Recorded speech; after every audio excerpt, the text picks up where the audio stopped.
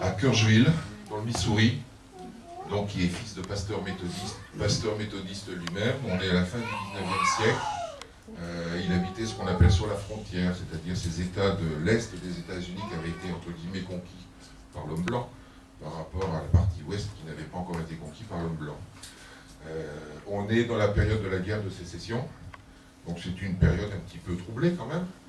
Andrew Taylor Steele, avec sa première épouse, avait déjà un certain nombre d'enfants. Il en a perdu les 3/4 lors d'une épidémie de dysenterie. Et l'ostéopathie, alors il était en tant que pasteur méthodiste aussi un petit peu, parce qu'on pourrait appeler médecin, même si la notion de médecin à l'époque n'est pas la même que celle d'aujourd'hui. Et un beau jour, en rentrant chez lui, il trouve une petite fille dans le fossé qui était en train de se vider. Et il la ramasse, et en la portant dans ses bras, il se rend compte qu'elle a un ventre qui est hyper brûlant, et la colonne lombaire, en la portant comme ça, qui est hyper froide. Et il dit, j'ai commencé comme ça, c'est-à-dire j'ai commencé à masser, pour faire recirculer les liquides. Il ne parle pas d'énergie, il ne parle jamais d'énergie officiellement. Et en rentrant chez lui, cette petite fille a commencé à aller mieux. Et là, il s'est posé des questions. Il s'est dit, mais qu'est-ce qui fait que la médecine officielle n'est pas capable de guérir cette épidémie-là, de guérir les gens? Je viens de perdre, je crois qu'il a dû perdre 5 ou 6 de ses enfants. Et donc là, il cherche. Et il cherche et il commence à étudier un peu plus la médecine, il commence à se renseigner. Et puis arrive la guerre de sécession, il est enrôlé comme médecin dans l'armée du Nord. Évidemment, il ne pouvait pas être dans celle du Sud. Et mais il profite un petit peu de cette opportunité-là pour pouvoir faire des dissections, pour apprendre l'anatomie. Parce que pour lui, et ça c'est une phrase qui est célèbre chez les ostéopathes, pour lui, la première leçon d'ostéopathie, c'est anatomie. La dernière leçon d'ostéopathie, c'est anatomie. Et entre les deux, c'est anatomie, encore anatomie, toujours anatomie. Ça, c'est la fameuse phrase de Steele, ce qui fait qu'un bon ostéopathe est toujours plongé dans ses bouquins d'anatomie. Pour comprendre les liens, pour comprendre les interactions, pour comprendre comment ça fonctionne. À l'époque, la physiologie, telle qu'on la connaît aujourd'hui, n'existe pas en tant que telle, en tout cas aux États-Unis. C'est un de ses élèves, qui est devenu après très rapidement le doyen de la faculté, qui s'appelle John Littlejohn, qui est un Écossais, docteur en médecine, donc qui est formé en Écosse. Alors là, il y a une formation universitaire complètement différente, qui va apporter toutes les bases de la physiologie. Ce qui était une des causes de conflit entre lui et Littlejohn. Donc voilà comment ça a démarré. Et donc pendant 40 ans, il a travaillé comme ça. Et en fait, sa première carte de visite, il est marqué Lightning Bone Setter. Lightning Bone Setter. Lightning Bone Setter. Donc, si vous voulez traduire, bone, c'est l'os. Setter, c'est celui qui remet, en quelque sorte. Alors, lightning, vous avez deux choses.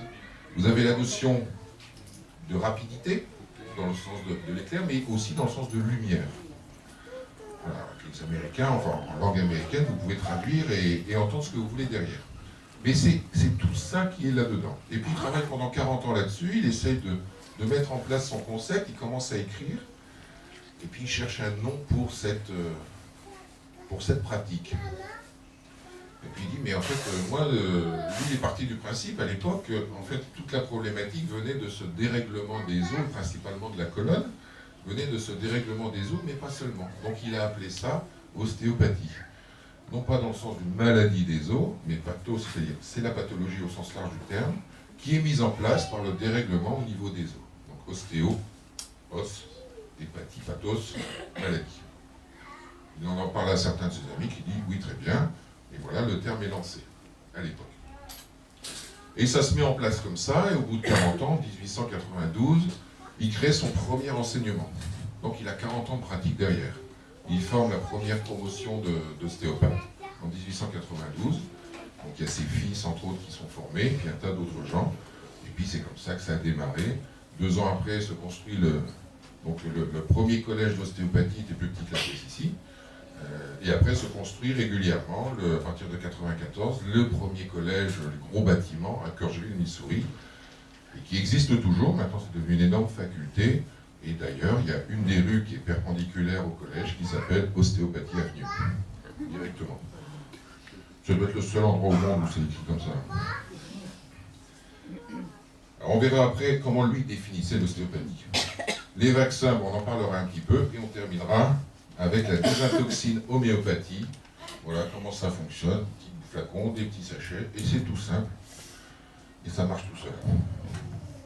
Donc l'ostéopathie, c'est quoi? C'est une manière d'envisager la vie de manière concrète et pragmatique. Donc l'ostéopathie est un ensemble de techniques fondées sur la connaissance et le respect des lois qui régissent la vie et les organismes vivants, et dont le but est de restaurer et de maintenir l'équilibre du corps de manière optimum, afin de lui permettre, lui, c'est-à-dire le corps, de retrouver et conserver son aptitude à s'autoréguler et assumer ses fonctions de relation. Donc on n'a absolument aucune vocation de guérisseur. Moi je ne guéris personne. Je permets simplement aux gens de pouvoir retrouver la pleine capacité de leur corps à pouvoir s'autoréguler, à pouvoir vivre correctement. C'est juste ça. Je suis moi juste un lien, je dirais un relais, pour permettre un point d'appui, ce qu'on appelle en ostéopathie un fulcrum, pour permettre au corps du patient de se traiter et de pouvoir retrouver sa pleine fonction. Je ne force jamais rien, donc je ne manipule jamais. Je ne suis pas contre les manipulations, attention, qu'elles soient bien faites. Je vous ai parlé de la vie, mais c'est quoi la vie? C'est ce qui permet à l'être d'utiliser le corps, l'être E majuscule. C'est une énergie qui anime la matière inerte.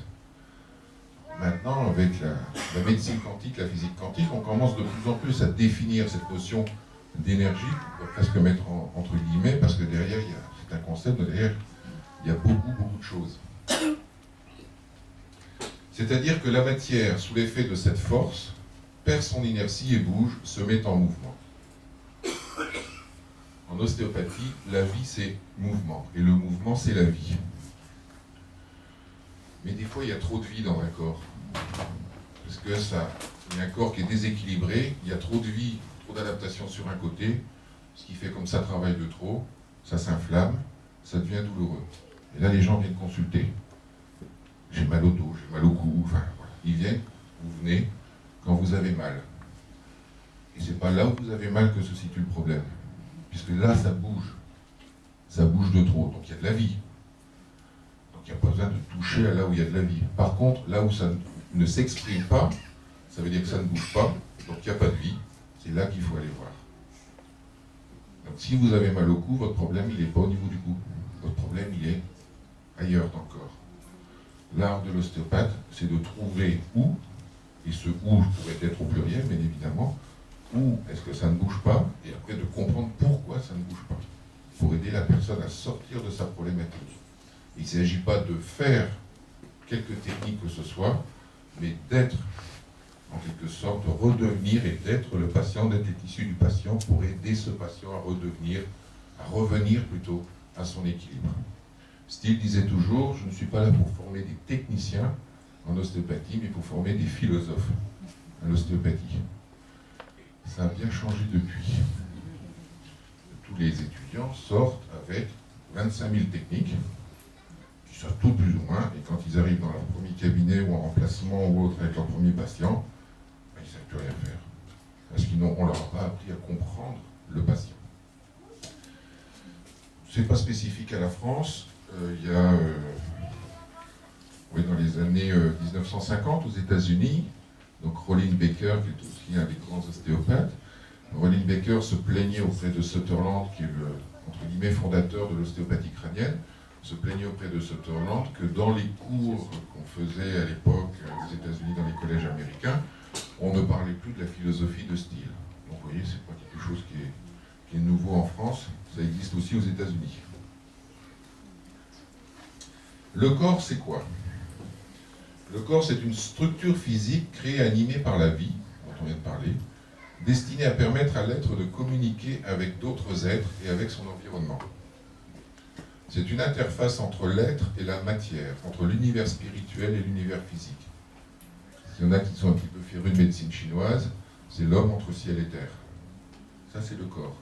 C'est cette interface que nous utilisons tous pour vivre la vie que nous vivons, quelle qu'elle soit. D'accord ? C'est une interface. Mais c'est un peu comme un véhicule qu'on va utiliser pour vivre la vie qu'on a à vivre. Et ce véhicule va vivre des expériences. J'ai envie de dire depuis la conception jusqu'à la mort. D'accord ? Quelles sont ces expériences? Donc tout le bagage que je reçois de mes parents, bagage génétique, mais toutes les expériences que je vais vivre déjà dans ma vie intra-utérine, au moment de la naissance, et puis après dans la vie qui va se suivre. Et toutes ces expériences vont me faire agir, réagir, être en fonction de ce que je vais recevoir comme information et des réactions que ça va pouvoir engendrer. Et à partir de ce moment-là, je vais devenir ce que je deviens. Et puis quand j'arrive à garder mon état d'équilibre, je suis ce qu'on appelle en bonne santé. Et puis quand mon état d'équilibre se déséquilibre, je rentre dans ce qu'on appelle le pathos, dans la maladie.